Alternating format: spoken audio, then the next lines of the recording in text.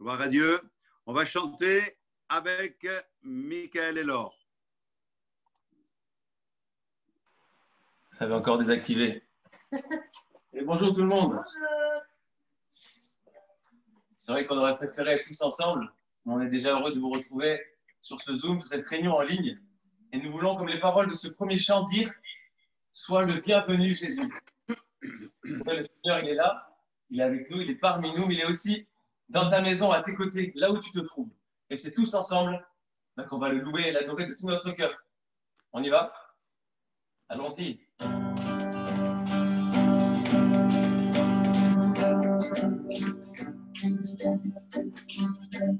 Par chance, élève les cieux,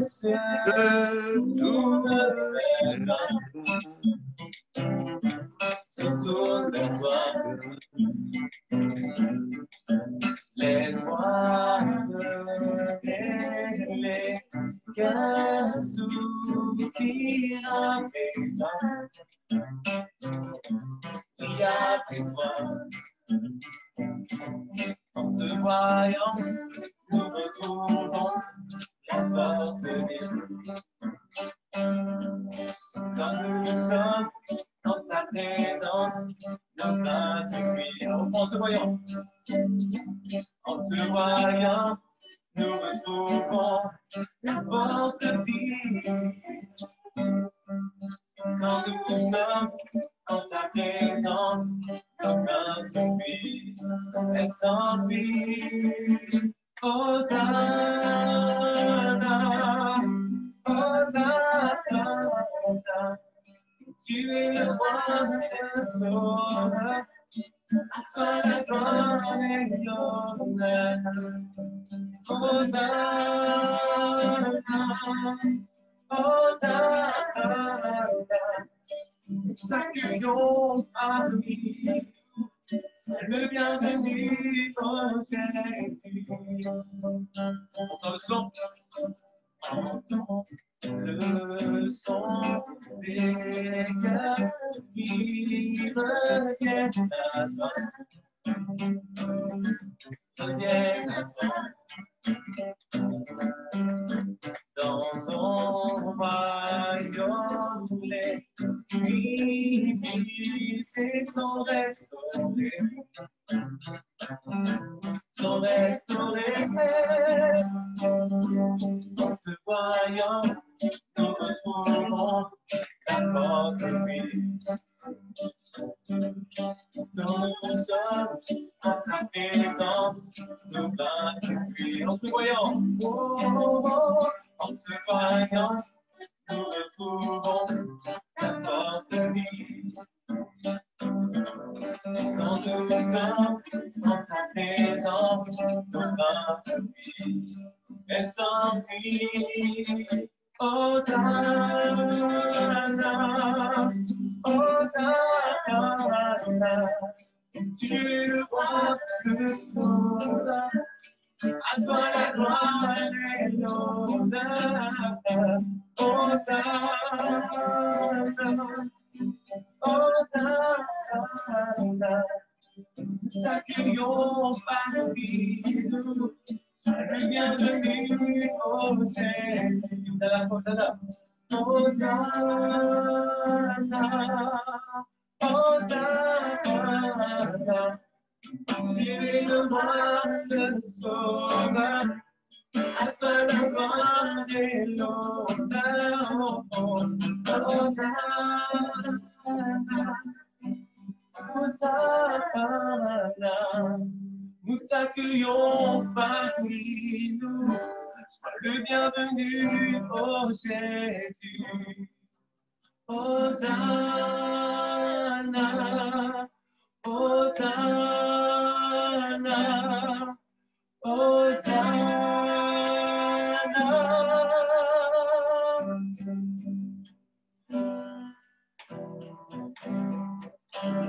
Nul n'est comme notre Seigneur, un Dieu incomparable.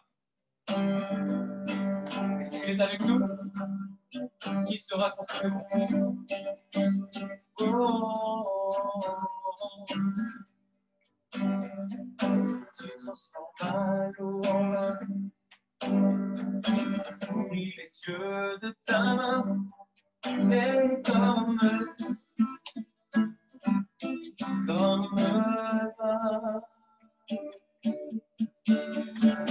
dans tes lèvres tu brilles, tu nous redonnes la vie, et comme toi,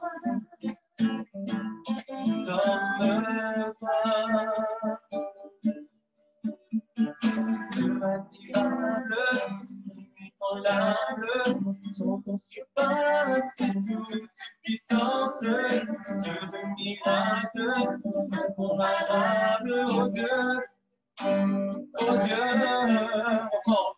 Dieu admirable, inébranlable, ton nom surpasse toute puissance, Dieu de miracles, incomparable, oh Dieu, transforme ma louange en vin. Ouvris les yeux de ta main, tu n'es comme toi, comme toi. Dans tes lèvres tu brilles, tu nous redonnes la vie, et comme toi, comme toi. Dieu admirable, inébranlable, ton nom surpasse toute puissance, Dieu de miracles, incomparable, oh Dieu, oh Dieu, Dieu admirable, inébranlable, ton nom surpasse toute puissance, Dieu de miracles, incomparable, oh Dieu. Oh Dieu, si notre Dieu est pour nous, qui pourra nous arrêter? Et si Dieu est avec nous, qui sera contre nous? Si notre Dieu est pour nous, qui pourra nous arrêter? Et si Dieu est avec nous, qui sera contre nous? Oh, oh, oh, oh, oh, qui sera contre nous?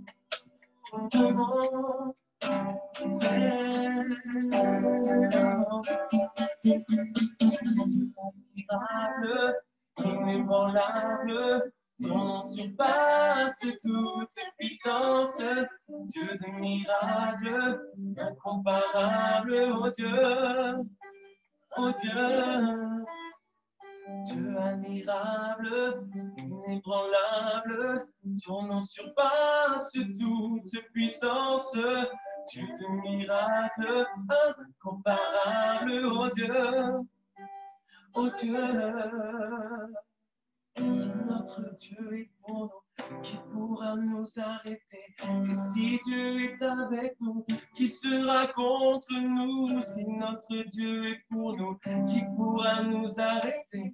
Et si Dieu est avec nous, qui sera contre nous?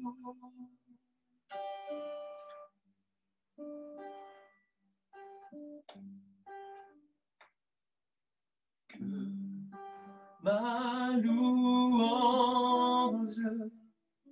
s'élève jusqu'à toi comme un parfum doux et agréable. Je veux te louer, je veux t'adorer en esprit et en vérité. Que ma louange s'élève jusqu'à toi. Un parfum tout et agréable. Je veux te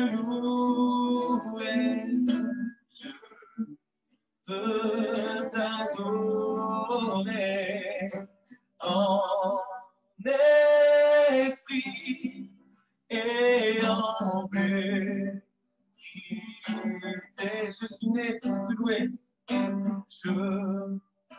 suis né pour te louer, je suis né pour glorifier ton nom.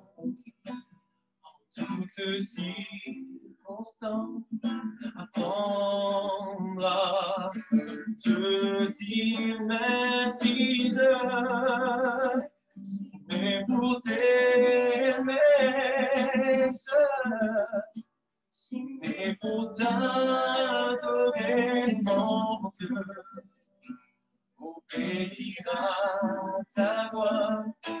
Je suis fait pour toi. Ma louange s'élève jusqu'à toi comme un parfum doux et agréable. Je veux te louer, je veux t'adorer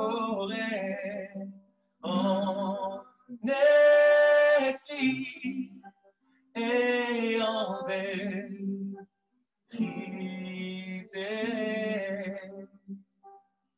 Et Seigneur Jésus, me voici devant toi pour glorifier ton nom.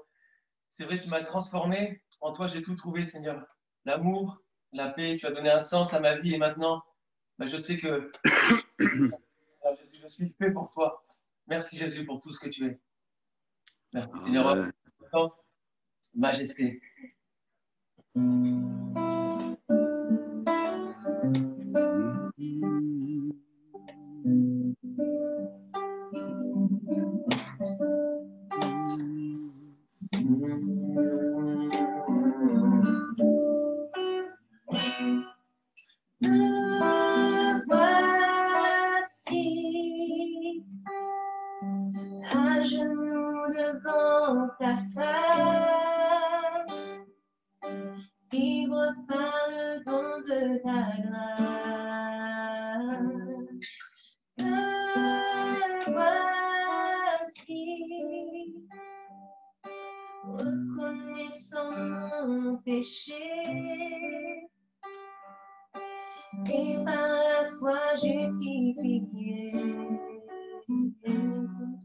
J'ai trouvé ta vie et ton amour parfait, car tu t'es dépouillé pour te sacrifier. Oh, chantons, oui, majesté, nous chantons majesté.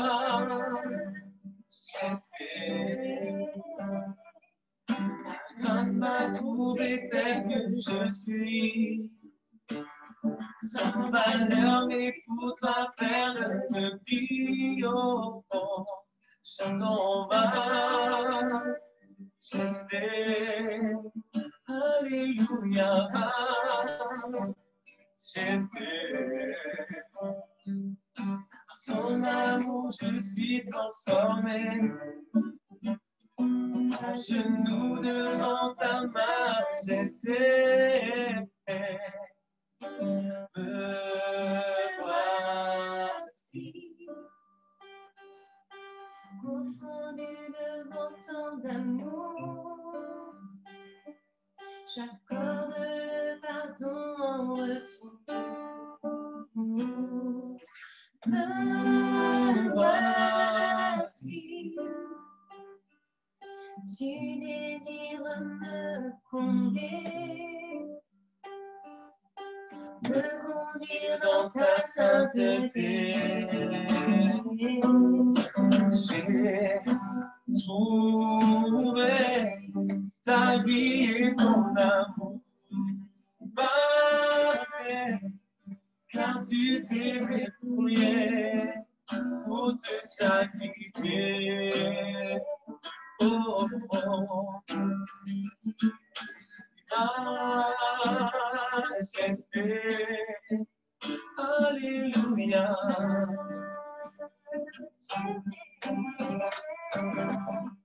La grâce m'a trouvé tel que je suis, sans valeur mais pour toi belle de vie. Oh, oh, chantons majesté,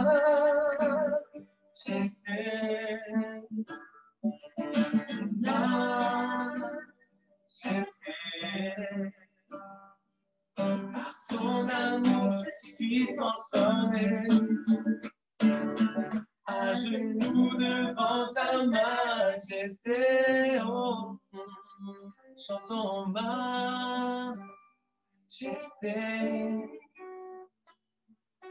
majesté.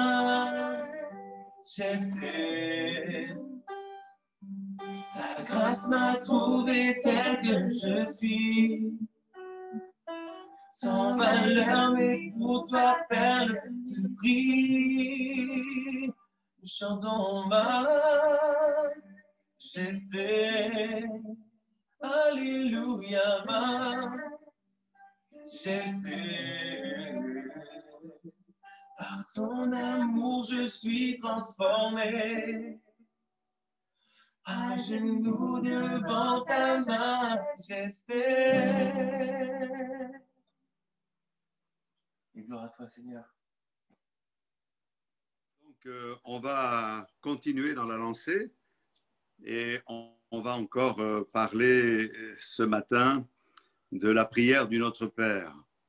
Et quelquefois, on a un petit peu de mal à faire une méditation suivie, méthodique, et pourtant, le Seigneur a fait les choses dans l'ordre, et tout ce que le Seigneur nous enseigne dans sa parole est ordonné et a son importance. Alors, on avait vu ensemble la requête des disciples dans l'évangile de Luc au chapitre 11, et quand ils parlent au Seigneur et ils disent « Seigneur, enseigne-nous à prier ». Donc, nous allons à nouveau relire ces versets de Matthieu chapitre 6.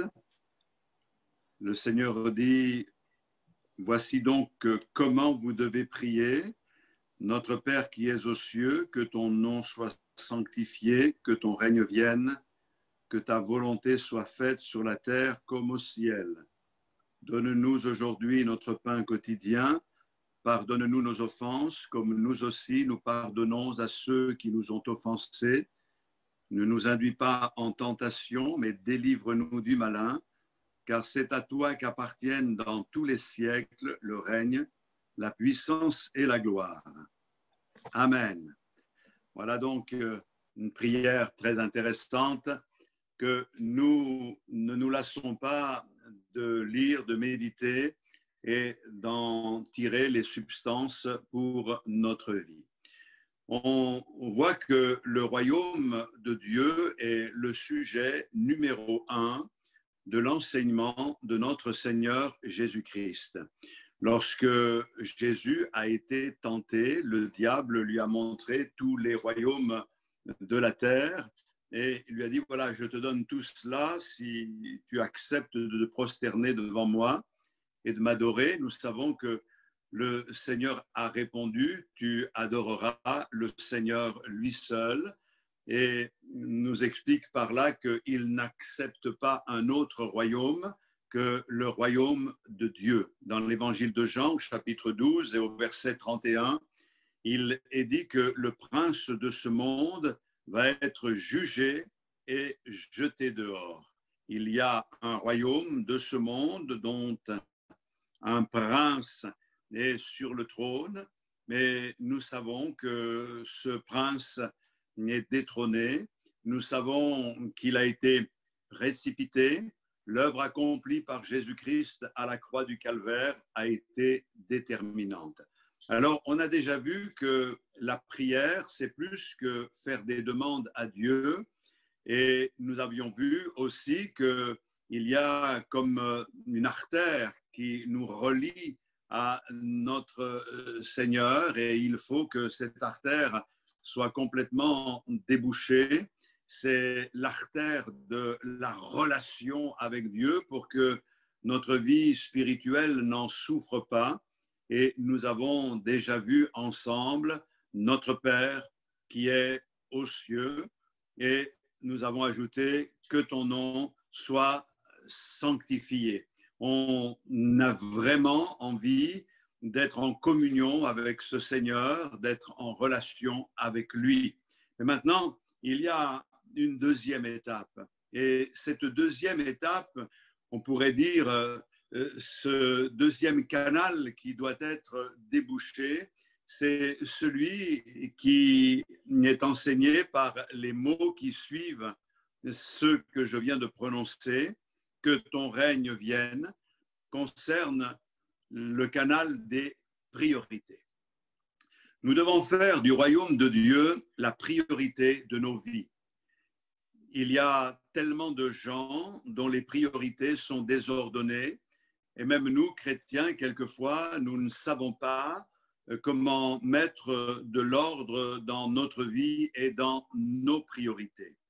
Mais le désir de Dieu pour nous est de nous donner un véritable équilibre dans nos vies pour que nous sachions quelles sont les choses prioritaires, primordiales, importantes et quelles sont les choses qui ne sont pas prioritaires.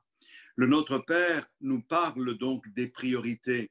C'est un modèle à appliquer à nos vies. Et la question que je vous pose ce matin est celle-ci. Quelles sont nos priorités? La réalité à laquelle nous sommes tous confrontés, c'est que nous ne pouvons pas tout faire dans la vie. Et nous nous apercevons très vite, lorsque nous voulons faire des choses, et qu'il n'y a pas assez de 24 heures dans une journée pour faire tout ce que nous avons à faire. Et ce que nous faisons en priorité révèle ce qui a vraiment de la valeur. Ce que nous accomplissons révèle nos priorités. La vie est une question de priorité. Elle se manifeste dans tous les domaines de notre vie, ces priorités. Et cela inclut le domaine de la prière. Si nous prions, c'est que nous avons compris que la prière doit être une priorité dans notre vie. Et c'est parce que nous le comprenons et au travers de cet enseignement, j'insiste pour que nous le saisissions, que les choses vont commencer à évoluer, à changer dans notre vie, dans notre existence, mais aussi dans notre entourage. Nous devons comprendre que le but de la prière, c'est vraiment de voir cette transformation que Dieu va opérer dans notre vie. Comprenons-nous bien, la prière n'a pas pour but de changer Dieu. Quelquefois, on pense que l'on prie pour changer Dieu. Mais Dieu, nous ne pouvons pas le changer. La Bible nous dit même qu'il ne change pas. Il est le même hier, aujourd'hui, éternellement. Il n'y a en lui ni changement, ni ombre de variation.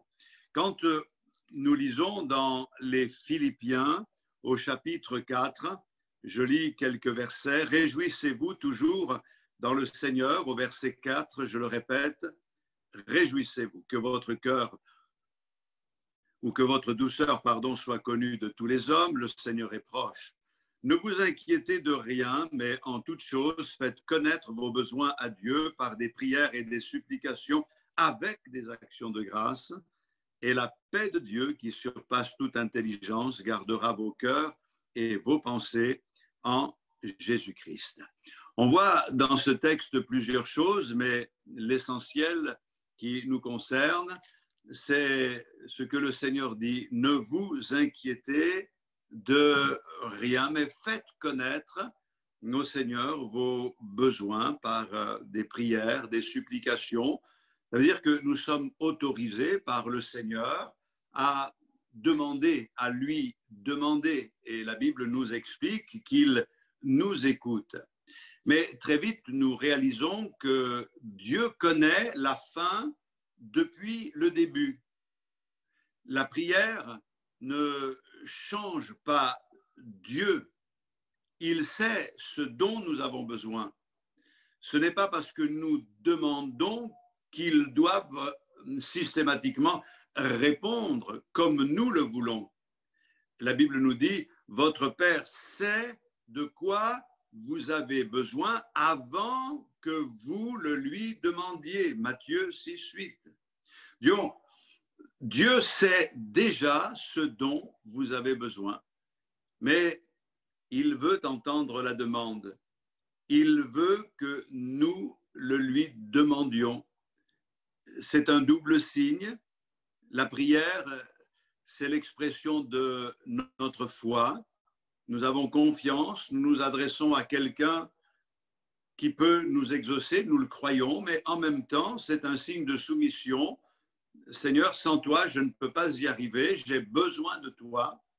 Cela nous rappelle qu'il est celui qui pourvoit à nos besoins, mais cela nous rappelle qui est Dieu, et cela nous rappelle aussi que sans lui, nous ne pouvons rien faire.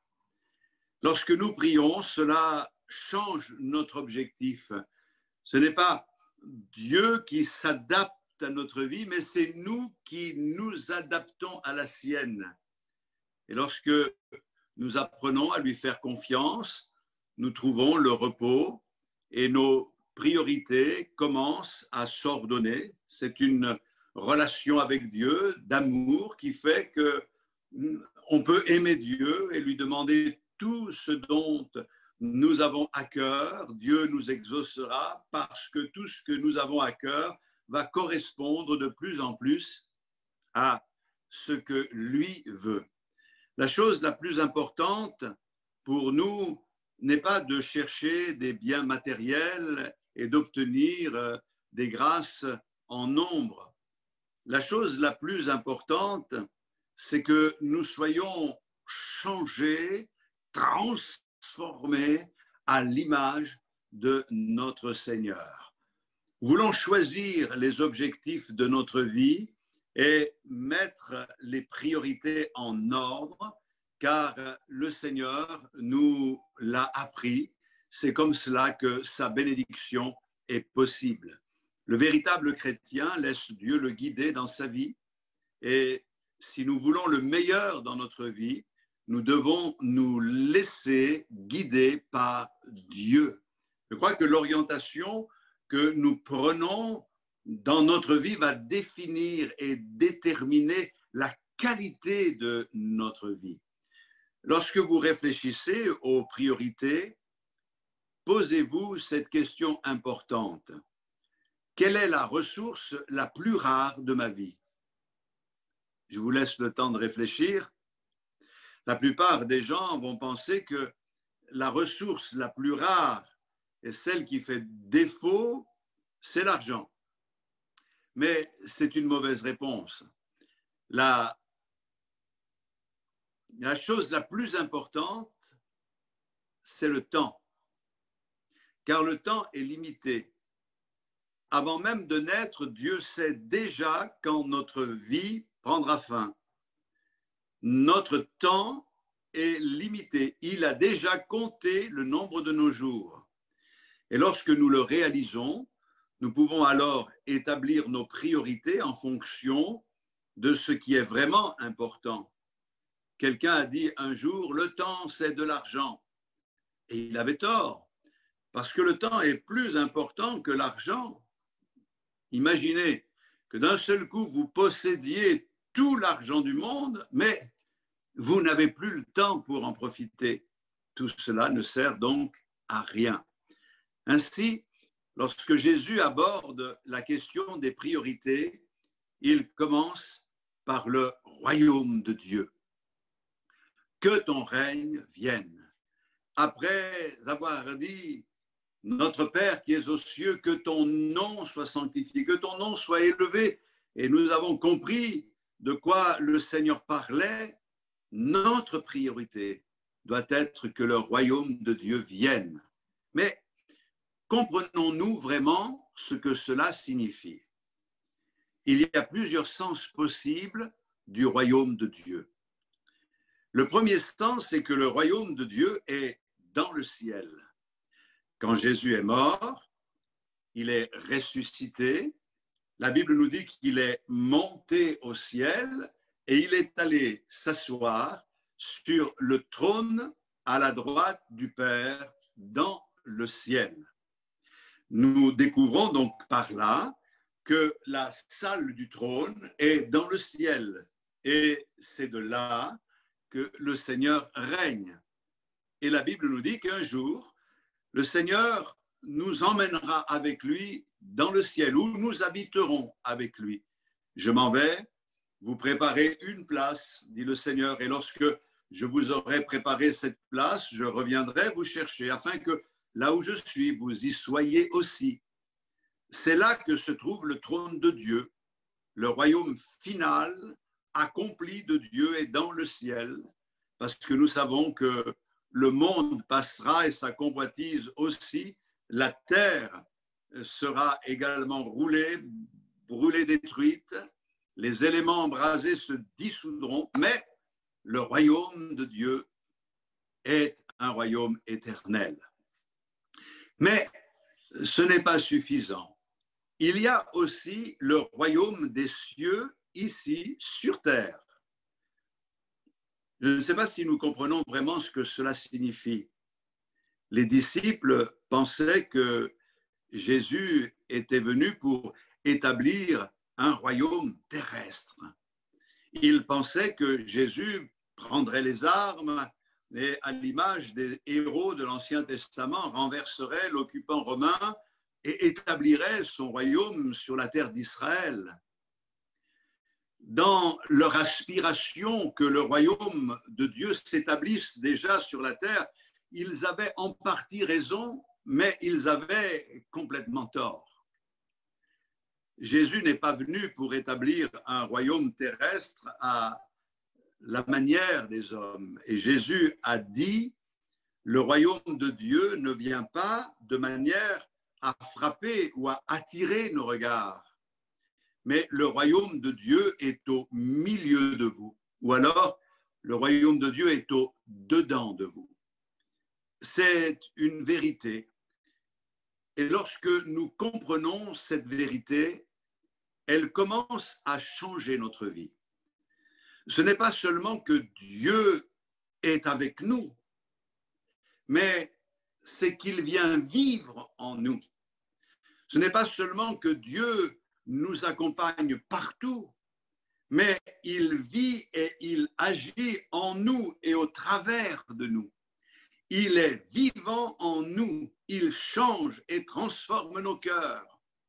Lorsque nous l'invitons dans notre cœur, nous devenons, nous, alors, à ce moment-là, la salle du trône. Il vient s'asseoir sur le trône de nos cœurs. Il vient régner en nous. Nous pouvons connaître le royaume de Dieu et nous y entrons tout en restant sur cette terre. Philippe Keller est né au Kenya. Il est parti vivre ensuite aux États-Unis. Et pour décrire ce principe, il raconte l'histoire de la croissance du Kenya. À une certaine époque, la majorité des gens ne se considéraient pas vraiment comme des sujets du roi d'Angleterre. Après tout, ils vivaient sur la côte africaine, ils étaient pour la plupart noirs, le roi d'Angleterre était blanc, il vivait de l'autre côté de la mer, donc il n'y avait pas de connexion, il ne se sentait pas être sujet de l'Angleterre. Mais un jour, on a annoncé que le roi envoyait son fils, le prince de Galles. Il venait pour visiter le pays et apporter un peu de l'Angleterre avec lui. Dans sa ville, ils se sont organisés pour l'accueillir et ils ont fait de gros efforts. il y a eu une grande cérémonie de bienvenue et le prince est allé au contact de la population. Il a serré la main et salué autant de personnes que possible. Ensuite, on lui a remis les clés de la ville. Cela représentait symboliquement qu'ils avaient remis non seulement l'autorité, mais toute la ville au prince. Pourquoi? Parce que lorsque le prince est venu, ils ont senti que l'Angleterre était venue avec lui. Ils pouvaient maintenant se connecter avec l'Angleterre. Et ils se connectaient au roi parce que le prince était venu. C'est une faible image, mais elle est intéressante parce qu'elle révèle. C'est exactement ce que Dieu a fait. Nous étions, nous, éloignés de lui, nous avons été séparés par l'océan de nos propres péchés, sa nature sainte était différente de la nôtre, mais il a envoyé son Fils unique pour nous visiter. Quand il l'a fait, le royaume des cieux n'était pas seulement le lieu lointain où Dieu est assis sur son trône, mais le royaume des cieux s'est approché de nous. Et nous pouvons dire aujourd'hui, il est ici même où nous vivons. La grande vérité au sujet du roi des rois est que son royaume est dans le ciel, mais il est également en chacun de nous.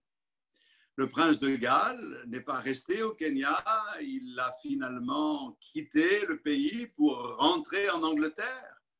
Comme Jésus est retourné au ciel, mais même si Jésus est retourné au ciel, nous sommes connectés à lui par l'Esprit de Dieu qui habite toujours dans le cœur des croyants. Dieu est avec nous et en nous chaque jour. Son désir est de nous transformer pour que nous lui ressemblions de plus en plus. Ainsi, le royaume de Dieu est au ciel et le royaume de Dieu est dans le cœur des croyants. Il est implanté en nous par sa parole et par son esprit. Le royaume de Dieu est établi dans notre vie lorsque volontairement nous venons à Dieu et que nous capitulons, lorsque nous nous repentons, lorsque nous l'acceptons comme notre sauveur, lorsque nous expérimentons cette grâce de la nouvelle naissance, alors oui, nous pouvons confesser, tu es Seigneur. Tu es mon Seigneur, tu es mon roi. Nous sommes entrés dans le royaume de Dieu. Et en rentrant dans le royaume de Dieu, nous sommes automatiquement sortis du royaume des ténèbres, de la mort, du péché, du prince de ce monde. Il n'est pas notre prince, il n'est pas notre roi, c'est Jésus notre roi. C'est lui qui règne en nous. Nous voulons ajouter aussi que le royaume de Dieu arrive. En attendant le royaume de Dieu qui arrive, nous voulons nous soumettre à notre Seigneur. Attention, Jésus a dit, vous dites Seigneur, Seigneur, et vous ne faites pas ce que je dis. Il y a une contradiction chez nous souvent, c'est que nous confessons qu'il est Seigneur, mais nous ne lui obéissons pas. Quelquefois, obéir à Dieu, ça coûte. Ça nous coûte, et si on veut regarder aux événements passés des derniers temps, ça coûte. De vouloir être agréable à Dieu, ça coûte. Il y a un prix à payer, mais il vaut mieux obéir à Dieu qu'obéir aux hommes. Et l'important, c'est de pouvoir être libre avec notre conscience. Il est notre roi et nous savons qu'il revient pour régner. Nous savons que le royaume de Dieu arrive. Oui, quand Jésus a achevé son œuvre, il est retourné au ciel. Mais la bonne nouvelle, c'est ce qu'il a dit avant de partir. Je reviendrai. Le retour de Jésus a été promis au travers de toute la parole de Dieu. Dans les Actes des Apôtres, au chapitre 1, quand Jésus monte au ciel, les anges proclament, ce même Jésus que vous avez vu enlever au ciel reviendra de la même manière. Alors, il donne un message d'espérance. Ce n'est pas la peine de vous affliger outre mesure. Un jour viendra, Jésus retournera. Le retour de Jésus a été prophétisé, promis dans les évangiles, proclamé dans tout le reste du Nouveau Testament. La Bible nous dit qu'il y aura un temps d'apostasie avec des faux Christ, des faux évangiles qui seront prêchés à travers toutes les nations. On annoncera des choses fausses qui n'émanent pas de la parole de Dieu. On dira même des choses sur le retour de Jésus que le Seigneur n'a pas enseigné. On dira il est ici ou il est là, mais ne les écoutez pas. Ce qui se produit de nos jours et sous nos yeux proclame la fin du règne de ce monde. Ce sera aussi la fin de la patience de Dieu et de sa grâce. Quand nous voyons le monde aujourd'hui, quand nous voyons le péché qui semble devenir incontrôlable, quand nous voyons les actions des hommes qui ne sont plus sous contrôle ou qui sont sous contrôle du malin, alors nous pouvons lever les yeux vers le ciel et dire Seigneur, nous savons que tu reviens bientôt. Nous devons nous en souvenir et ne jamais l'oublier. Il est le Seigneur des seigneurs, il est le roi des rois. Et même si beaucoup ne croient pas au retour de Jésus, quand Jésus a dit « je ressusciterai », il l'a fait. Quand Jésus dit « je reviendrai », il le fera. Alors, quand nous prions que ton règne vienne, ce règne éternel, qu'il s'établisse déjà dans nos cœurs, que nous puissions vivre comme les sujets du ciel. Notre patrie n'est pas de cette terre. Nous ne sommes pas là pour nous installer pour l'éternité. Nous allons partir. Nous laisserons tout et nous irons à la rencontre de notre Seigneur.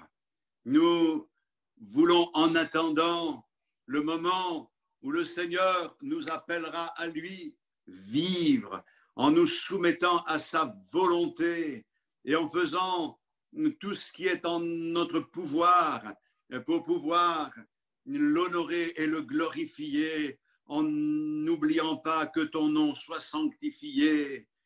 Lorsque nous avançons et plus nous avançons et plus nous nous apercevons que la vie est difficile.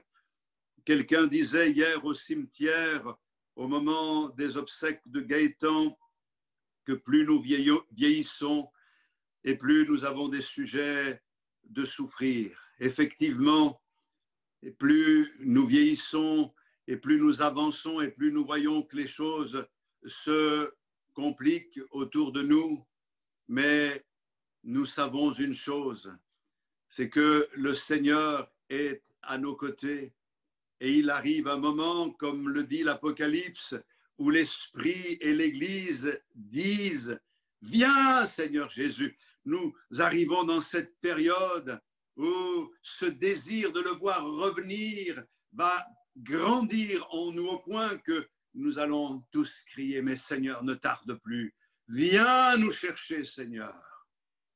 Est-ce que vous comprenez le principe établi dans l'Écriture?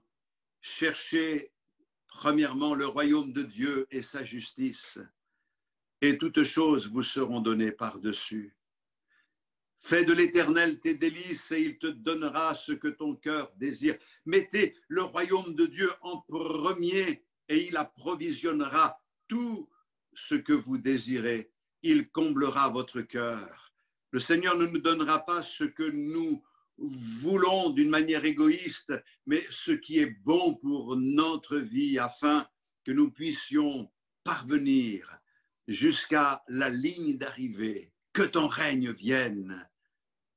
Que ton règne vienne, c'est aussi se mettre à l'œuvre dans le témoignage et dans l'évangélisation. Et nous avons un grand travail à faire dans ce domaine, car nous avons tout le pays devant nous.